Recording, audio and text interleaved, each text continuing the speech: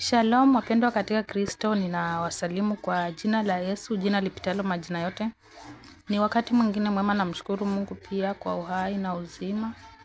Namshukuru Mungu kwako wewe maana uhai. Hapa katika hii channel mimi ni mjoli wa Bwana, or rather mtumishi wa Mungu. Mimi ni chombo ambacho Roho Mtakatifu kitumia kuleta ujumbe kwa watu wake. Roho Mtakatifu ni roho wa hekima, maarifa na ufahamu. Ukiwa naye hauwezi potea. Bwana Yesu asifiwe. So ninaomba tu Mungu afungue watu wake macho ya rohoni waweze kuona vitu vingi ambavyo vinaendelea kule nje.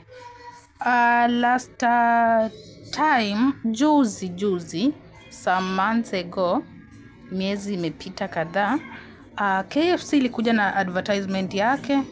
KFC kwanza ambao hawajui ni brand. KFC ni brand na iko na restaurant mingi kwa almost ama over countries ama nchi 145. Iko na restaurants or rather hotels kwa nchi karibu 145.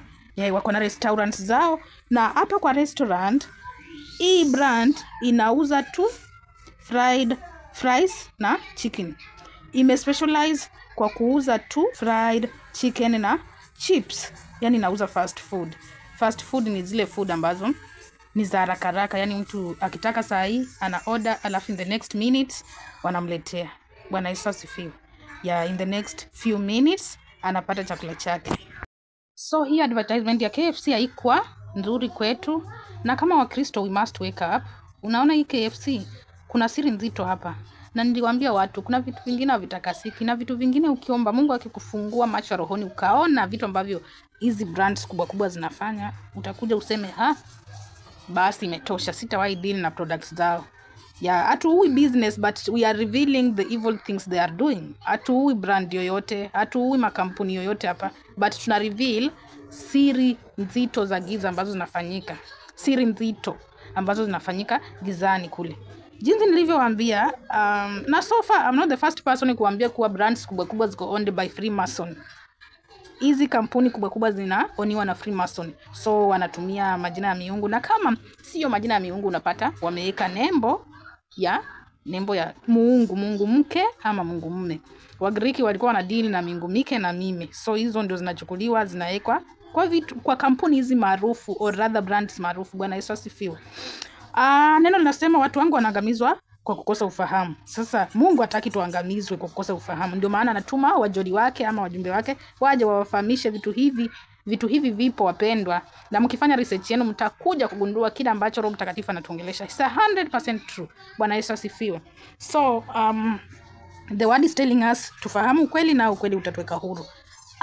Kuna vitu vingi ambavyo shetani anavifanya na viko sirini. 100% viko sirini. 100%. Yes. So kila mara yafaa tuamke tukijua kuna mbinu mpya ambazo shetani amebuni ama amezindua ambazo anataka kutumia ili kuangusha watakatifu wa Mungu. Hii brand ina deal na human meat. Inauza nyama za watu in form of mnafungwa tu macho, mnafunikwa tu macho, muonyeshwe kuwa ni nyama ya chicken. Ni nyama ya kuku, kumbe sio. Wana deal na nyama za binadamu ambao wametolewa makafara. Yani shetani ana mambo machafu. Kwa shetani kuna mambo machafu pekee ambayo yanaendelea. So tujihadhari sana. Na nyama za wanadamu hazitakasiki. Na tulisema kuna vitu ambavyo hizi brands ziko navyo ambavyo haviwezi takasika, kama majina ya miungu. Majina ya miungu haiwezi takasika. Nikawaambia hapa Balenciaga, hiyo brand.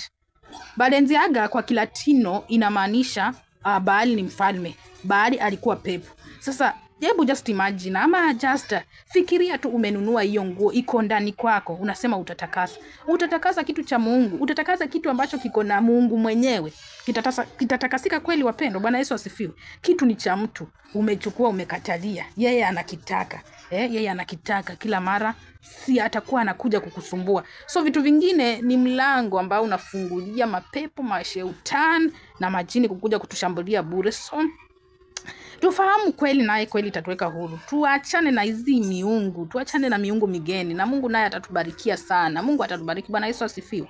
I'm talking out of pain because naonanga watu wana assume tu. Watu wanakuuza tu ujumbe kama huu. Ujumbe kama huu ni adimu wapendwa katika Kristo. Ujumbe kama huu ni adimu. mnapopata ujumbe kama huu, share kwa wengine pia waweze kujifundisha. Waweze kupata 1-2 ili waokolewe. Bwana Yesu asifiwe. Siku za mwisho tunataka watu wajue kweli. Na tukijua hii kweli, sisi karibia wote at least tutaweza kusaidia wengine nao pia wajifundishe kutoka hapo.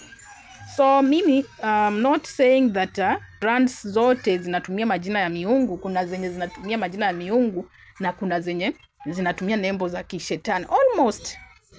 Almost brands zote, lakini kuna hizi ndogo ambazo ziko safe. Ukinunua kitu kutoka hapo, just make sure umetakasa kwa damu ya mwana kondoo. Omba sana Mungu atakase bidhaa hiyo kwa damu yake ili uweze kuitumia. Bwana Yesu asifiwe.